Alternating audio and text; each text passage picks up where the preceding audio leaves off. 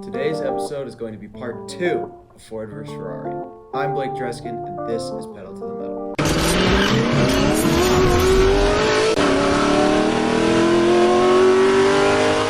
After the disrespect handed out by Enzo Ferrari, Henry Ford had enough. He decided to build a race car that would beat Ferrari where it mattered most, the 24 Hours of Le Mans. The race car in question was none other than the Ford GT40. The GT40 got off to a very slow start, with the car's brakes being the main problem. They would heat up to 1500 degrees Fahrenheit within seconds, causing brake failure. This failure would be dangerous, possibly deadly for any driver racing in the car. After losing to Ferrari in the 24 Hours of Le Mans, both in 1964 and 1965, Ford turned to a California salesman by the name of Carroll Shelby.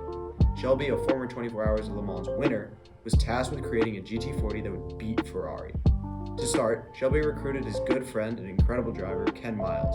From there, the two made the car more aerodynamic, fixed the brakes with the help of Phil Remington, and made the car more reliable by using a dyno.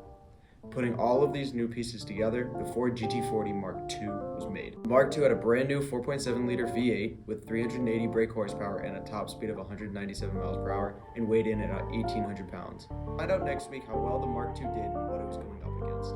I've been your host, Blake Dreskin, and this is Pedal to the Metal. What's up, guys? Just hanging out here. Another episode of Mancini's Movie Matinee. And this week, we're collabing with my boys Ryan and Akreef, talking about the underdog story, Rudy.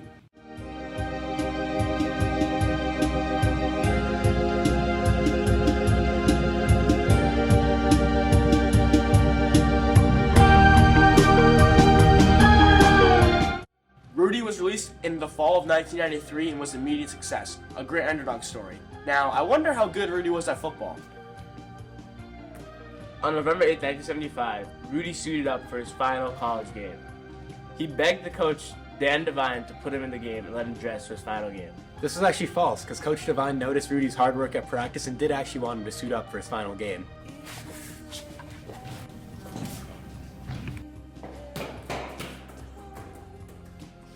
As you can see in the movie, Rudy worked really hard and earned his spot to dress up for that game.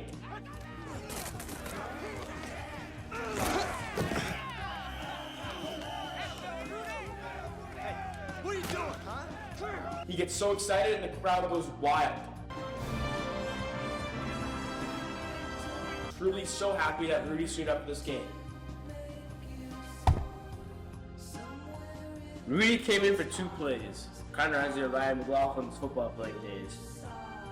On the first play, he did not end up sacking the quarterback, but on the second play, he ended up with a huge sack to win Notre Dame the game.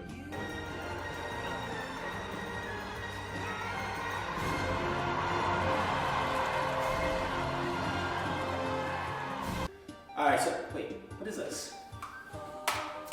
The sack actually meant nothing. Rudy was a garbage time player. Final score. Notre Dame 24, Georgia Tech 3. It must have meant something, because they literally carried him off the field. No, that never happened. Overall, Notre Dame finished season 4-10, but they were supported throughout the year. It was a disappointing season for the Fighting Irish.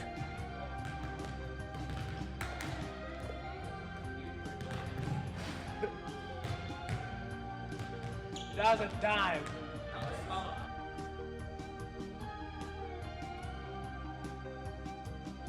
Why would Michael Jordan, the greatest basketball player of all time, retire at the peak of his career?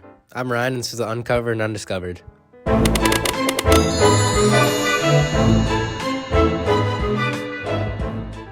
When Michael Jordan retired from basketball in 1994, I'm very solid with my decision of not to play the game of basketball. 2 main popularities came into the air. One of them was that he was playing baseball for his father, but the second one was that he was actually suspended for a gambling addiction, and playing baseball is all just a big cover-up. There was also an ongoing investigation about his gambling addiction, but when he retired, the investigation was immediately dropped. There was also an interview with Jordan asking if he would ever return to the NBA. He gave 2 answers, one of them being if the Bulls would have him back, but he gave another answer saying if David Stern would have him back, which really caught people's attention. If the Bulls have me, if David Stern lets me back in the league. So what do you think? Did Michael Jordan really just play baseball for his father, or was it all just a big cover-up? I'm Ryan, this was the Uncovered and Undiscovered. Hello everybody, welcome back to the barbecue. Today we're going to be going over the huge rivalry between the Montreal Canadiens and the Boston Bruins. This rivalry is one of the oldest rivalries in sports history, and it goes back almost a century, as both of these teams were part of the original 6 added to the National Hockey League. The Boston Bruins and the Montreal Canadiens have met each other in the playoffs 34 times.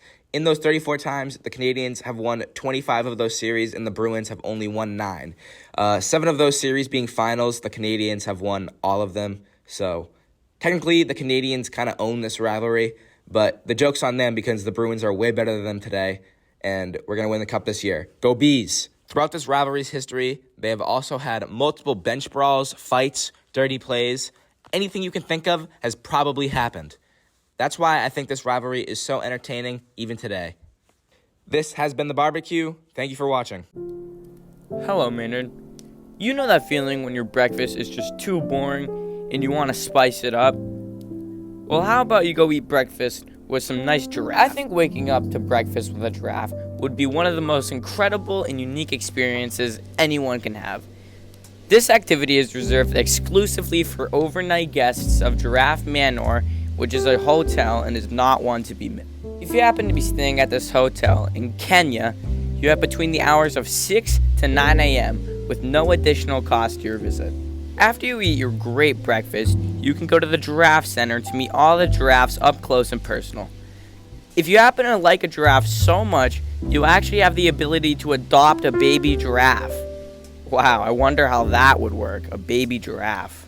After possibly adopting a giraffe, in the afternoon you can go grab a tea with all of them. You can learn about their history in their breathtaking gallery.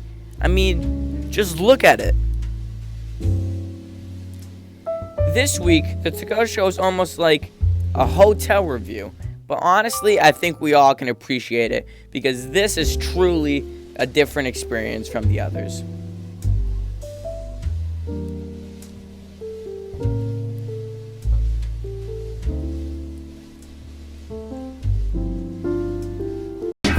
Cape Cod, Block Island, Nantucket, I'm back in New England.